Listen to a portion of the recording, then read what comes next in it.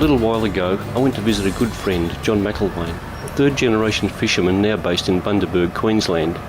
John was about to put to sea for a couple of days when I arrived, and he invited me to join him and his decky Bill aboard the 50-foot, 80-tonne prawn trawler Capricorn. Well, I couldn't resist the offer, so off to sea I went.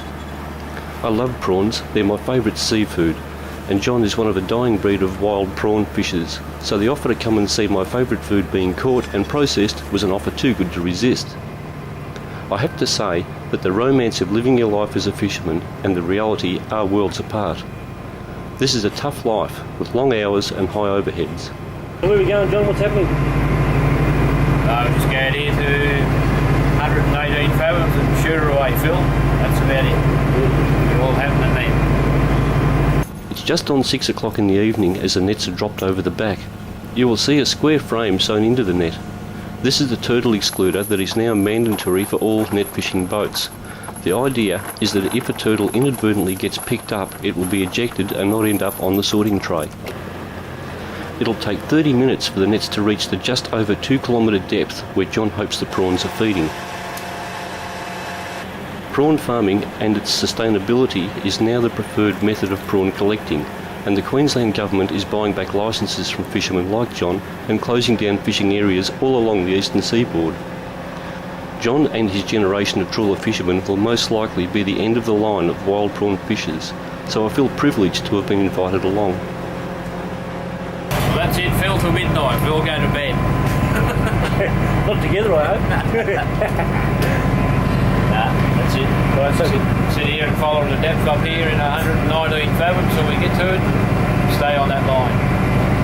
Hopefully by midnight we'll have a couple hundred pounds. That's it, yep.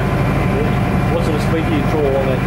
We'll try and maintain about 2.3. Depends on the tide. A lot of tide runs sideways and in and around here, so we'll just keep an eye on the plotter and maintain 2.3 and that should be us. Here are some interesting facts about what happens. We drop the nets at 6 p.m. and troll the 20 nautical miles at 2.5 knots. This will take 6 hours. At 12 midnight the nets are winched up and we'll see what we have. The nets then go back into the water until 6 a.m, then they come up again.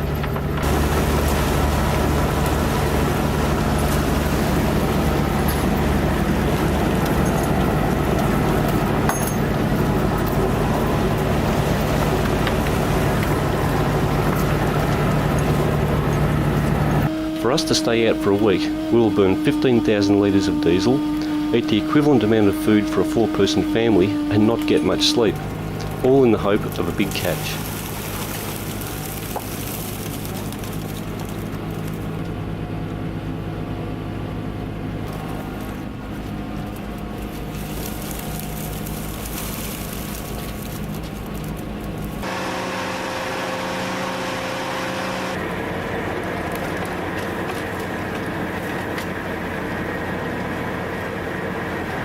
Once the nets have been emptied onto the sorting tray, the long arduous task, usually about 2 to 3 hours, of sorting and grading the catch must take place. Unfortunately, along with the prawns come a weird variety of strange looking creatures from the deep.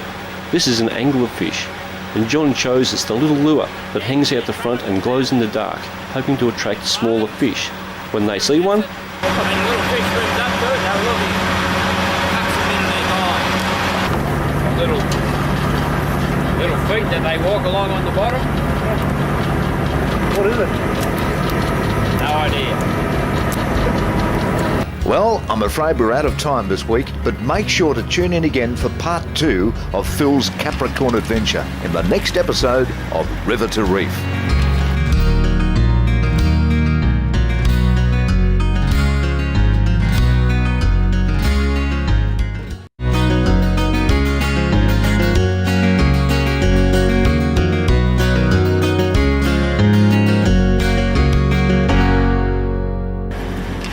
It's about 2 a.m. on board Capricorn.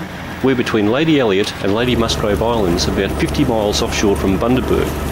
And as you can see, nothing goes to waste. The bycatch that goes over the side feeds a hungry bunch of tiger sharks hanging around the stern of the boat.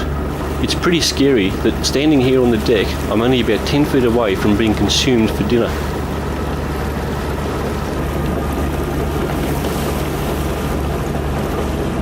With the sorting now complete, the weighing and packing of the prawns takes place. Before coming aboard Capricorn, I didn't know that cooked prawns were actually done on board. I guess it's something you don't really think about when taking into this delicacy from the sea. The sad thing about these prawns is that they are almost all destined for export, whereas the prawns you see in our supermarkets are almost all imported farm prawns. It just doesn't make sense to me. Having eaten these wild prawns, I certainly find the imported farm ones bland in comparison. And the size? Well, what can I say? The boxes go into the snap freezer and then they are moved into a cool room below deck. Just when I was thinking it must be time to go to bed, it was time for the nets to come up again, and we know what that means: sorting, cooking, packing and into the freezer before we can get some much needed sleep. All prawn fishing takes place during the night and the sleeping during the day. One of the things that most of the skippers have noticed is that the prawn stocks are definitely diminishing. One of the reasons behind this is that certain areas are being closed off to prawn fishers and they're becoming marine parks. Well, what happens to the guys who fish? They all move, obviously, to other areas that are open. Those areas are becoming smaller, but they're being crowded with more and more boats. This stretch of water between Lady Elliot and Lady Musgrave Islands is around 20 nautical miles long, and in that space I'd have to say I saw about 30 boats. The plight of the professional fishermen is probably going to go the same way of the logging. As forests were closed off to loggers and became national parks, the same thing's happening with Queensland's fishing waters. John himself is a third-generation fisherman, and there's not much else he can do if he's not out there fishing. The end is definitely near for Queensland prawn fishermen, and people like John aren't going to have a choice. Sustainability is high on the agenda in all forms, and prawn farms are definitely the way of the future.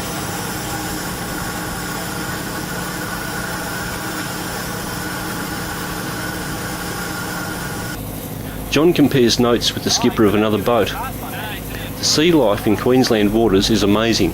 This turtle is hanging around for a free snack, and the water so clear you can see the bottom 65 feet down.